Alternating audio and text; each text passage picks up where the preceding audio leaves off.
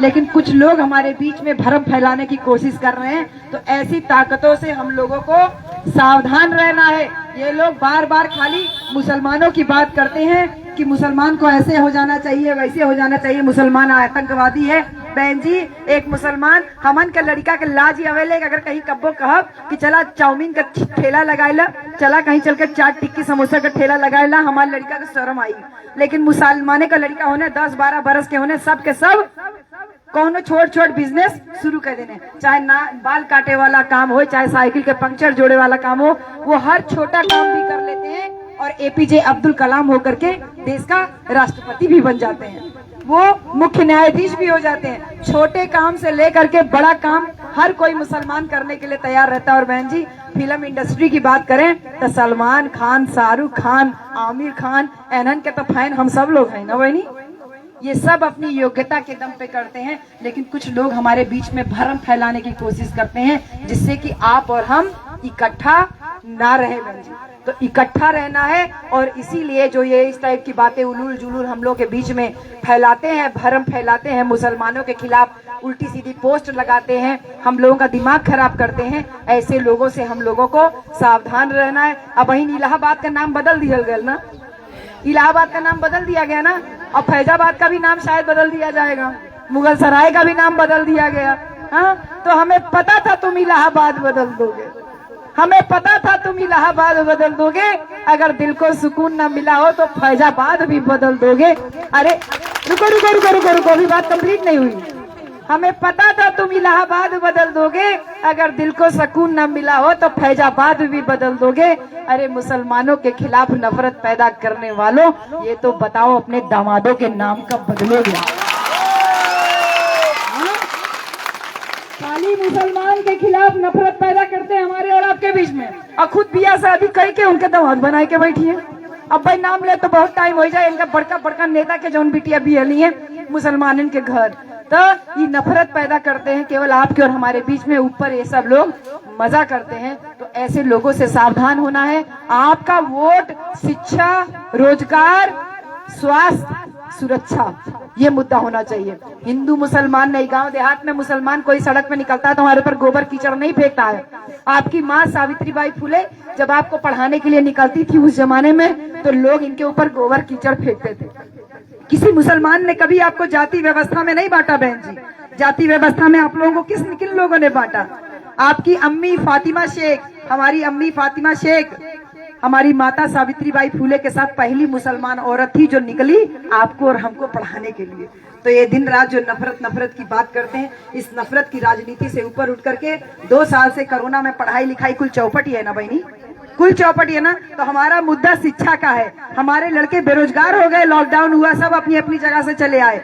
हमारा मुद्दा रोजगार का है। आपकी बहन जब शासन सत्ता में आई 20 लाख रोजगार बांटी बहन जी, 20 लाख रोजगार बांटी थी आपकी बहन। खाली चमारों को दी थी क्या बाबू? सॉरी, खाली चमारों को दी थी? सबको दी थी। सर्व समाज के लोग पाए नौकरी, और कहे ने खाली चमरन के देनी। आपकी बहन रोजगार देती है, आपकी बहन शिक्षा देती है। आपकी बहन ने चक्रपानपुर पीजीआई, टांडा पीजीआई, अतरौलिया का अस्पताल और जाने ऐसे कितने अस्पताल पूरे प्रदेश भर में बनाए। आपकी बहन स्वास्थ्य के ऊपर काम करती है, और सबसे बड़ी बात आपकी बहन सुरक्षा देती है। वो सुरक्षा कि गांव देहात में आपन सरकार बनी तो राती के 12 बजे कहूँ चौराहा सट्टी पे हम डीजे लगा के डांस कर सकीला।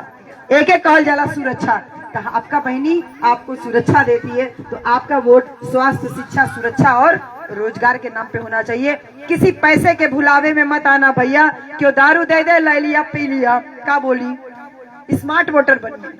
दारू मिले पी लिया, पैसा मिले रख लिया, लेकिन स्मार्ट वोटर बनिए। दिमाग से जब तक उतर न जाए तब तक वोट डालने मत जाना। रात को पी लिए, जब तक सुबह उतर न जाए वोट डालने मत जाना। वोट डालने जाना बहन जी पूरे होशो हवास में। क्यों अनाज बांटत है, आज इकुल गल्ला उल्ला बांटल जाते है, कहल जाता है कि नमक देनी ही देनी, तो वोट काहे ना देबू? तो ये जो अनाज मिल रहा है, आबादी का मकान मिल रहा है, आपके गांव में शौचालय बन रहा है, ये सरकारी योजना का हिस्सा है। इसके बदले वोट का कोई प्रावधान नहीं है। इसके बदले कोई वोट मांग रहा है तो वो गैर कानूनी है। मैं बहन जी बीएचयू में प्रोफेसर हूँ, 1.5 लाख रुपया तनख्वाह मिलती है हमको महीना की। 1.5 लाख महीना तनख्वाह पाती हूँ। 15 दिन से गांव गांव की खाक छान रही हूँ छुट्टी लगा करके। हमारे जैसे नौकरी पेशा लोग हर महीने अपनी तनख्वाह से पैसा कटाते हैं। इसके अलावा जो बड़ी बड़े कारोबार और नौकरी वो जो दुकान करने वाले वो लोग भी टैक्स देते हैं।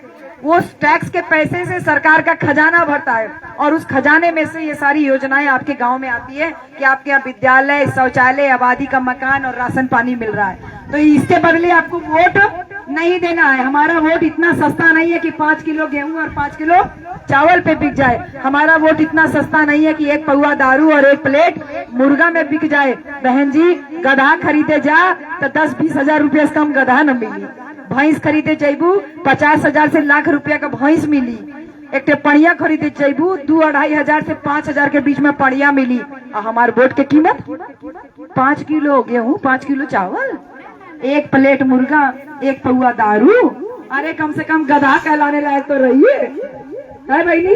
तो गधा के बराबर कीमत ना लगाए क्या, गधा से कमो कीमत ना लगाए क्या। स्मार्ट वोटर बनिए, वोट को किसी भी कीमत पे बेचिए नहीं। साहब कांसी राम की ये चेतना थी जो आज मेरी ये बेटियां गांव गांव घूम रही थी। इतना उत्साह जो इनके अंदर था जिसने आपको भी मजबूर कर दिया। अभी वैसे बुलाते तो इतना नहीं निकल के आती है। आवात है, क्यों बासन माजत है, क्यों बाल झाड़त है, क्यों नहाते हैं, सब इधर उधर होते। लेकिन आप लोगों की चेतना का असर है बच्चों कि ये महिलाएं हम लोग के साथ साथ गांव भर घूमी और यहाँ तक आई। अगर आसपास और भी गांव हो तो आप लोग टोली बना करके चल करके जाकर के 1-2 घंटा प्रचार कर लीजिए। आज आखिरी दिन है प्रचार का बहन जी। शाम को 5 बजे के बाद प्रचार थम जाएगा। इसके बाद हम कोई प्रचार कर नहीं पाएंगे। तो 1 घंटा 2 घंटा आज का दिन बहन जी दे दीजिए। चूल तनी आज थोड़ी आगे पीछे हो जाई, गोरु भैंसिन के कह दिया के हुआ उनका तनी दाना पानी दे दई, तनी घूम के अपन बहिनी खातिर जे इतना बड़ा त्याग कहनी, माथे सिंदूर ना लगौनी, घर दुआर ना बसौनी, शादी बियाह ना कहनी, उनके खातिर हमन इतना तो कह सकीला ना बहनी, कह सकीला कि ना बहनी। तो आपकी बहन आज अकेली है। हाँ, हम लोग तो शादीशुदा है, अपन पति है, अपन दिल के बात केहू से कह सकीला, लेकिन वो तो अकेली है ना। उन्हों का तो मन करत हुई ना, जब रैली में आप लोगों को देखती हैं तो उनके चेहरे की जो चमक होती है ना अपनी बहन की, उसकी कोई कल्पना नहीं कर सकता। वो इतनी खुश हो जाती हैं आप सबको देख करके। ये खुशी तब और 4 गुनी होगी जब वो मुख्यमंत्री बनेगी और 100 गुना होगी जब 2024 में आप और हम मिल करके उनको देश का प्रधानमंत्री बनाएंगे। बस एक वोट इधर उधर ना हो, बस नहीं, एक भी वोट इधर उधर नहीं होना चाहिए। ईवीएम के साथ में इस बार वो वीवीपैट मशीन लगा हुआ है। आपकी